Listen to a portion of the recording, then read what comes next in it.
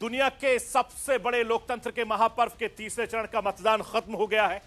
तीसरे चरण में 11 राज्यों की 93 सीटों पर वोटिंग हुई। इसके साथ ही चुनाव आधे से ज्यादा खत्म हो चुका है। 543 सीटों में से 242 सीटों पर वोटिंग हो चुकी है। अब बाकी के 261 सीटों की लड़ाई है। तीसरे चरण के मतदान में केंद्रीय गृह मंत्री अमित शाह से लेकर दूसरे मंत्रियों ने भी हिस्सा लिया, वोट किया। मध्य प्रदेश के पूर्व मुख्यमंत्री शिवराज सिंह चौहान से लेकर दिग्विजय सिंह से लेकर समाजवादी पार्टी की डिंपल यादव समेत कई नेताओं की किस्मत का फैसला ईवीएम में कैद हो गया। आंकड़ों के मुताबिक शाम 7 बजे तक करीब 61% मतदान दर्ज किया गया है। मैं आपको यह बताना चाहता हूं, अगर राज्यवार तरीके से मतदान के आंकड़ों की अगर मैं बात करूं तो सबसे ज्यादा असम में वोटिंग हुई है।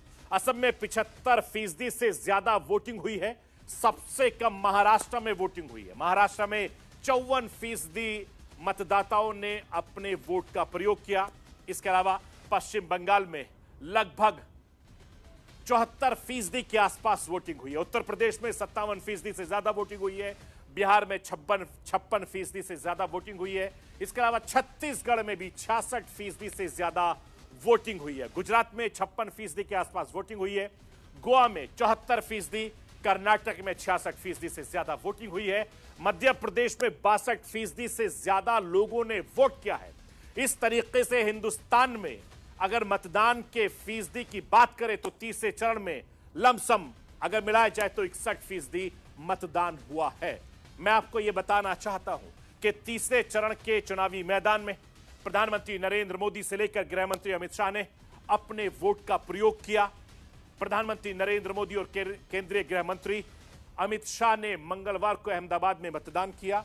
इसके अलावा प्रधानमंत्री नरेंद्र मोदी ने अहमदाबाद के निशान हायर सेकेंडरी स्कूल में अपना वोट डाला। केंद्रीय गृह मंत्री अमित शाह ने अपने परिवार के साथ नारायणपुरा के मतदान केंद्र पर वोट डाला।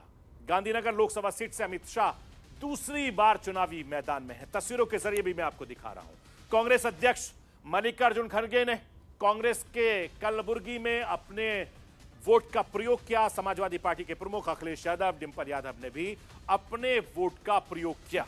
इसके अलावा मध्य प्रदेश में केंद्रीय मंत्री ज्योति आदित्यनाथ सिंधिया ने भी वोट डाला। तो महाराष्ट्र में एनसीपी प्रमुख शरद गुट के अध्यक्ष शरद पवार ने भी अपने वोट का प्रयोग किया है। ये तमाम जो तस्वीरें हैं आज वीवीआईपीओ की थी, जिन लोगों ने अपने वोट का प्रयोग किया। इसके अलावा सीटों की तादाद के हिसाब से बीजेपी के लिए चरण काफी ज्यादा महत्वपूर्ण था।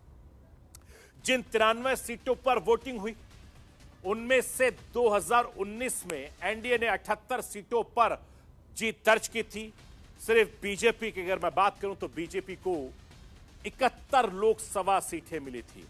मौजूदा इंडिया गठबंधन के विपक्षी दलों को 2019 में इन सीटों में से सिर्फ 12 सीटों पर समझौता करना पड़ा था और तमाम राजनीतिक दलों ने तीनों सीटों पर जीत दर्ज की थी। बीजेपी को इन सीटों पर जीत बरकरार रखने के लिए एक बड़ी चुनौती मानी जा रही है। तो इंडिया गठबंधन को अपनी सीटों का इजाफा करने की एक बड़ी चुनौती है। अब कौन किस पर भारी है वो 4 जून को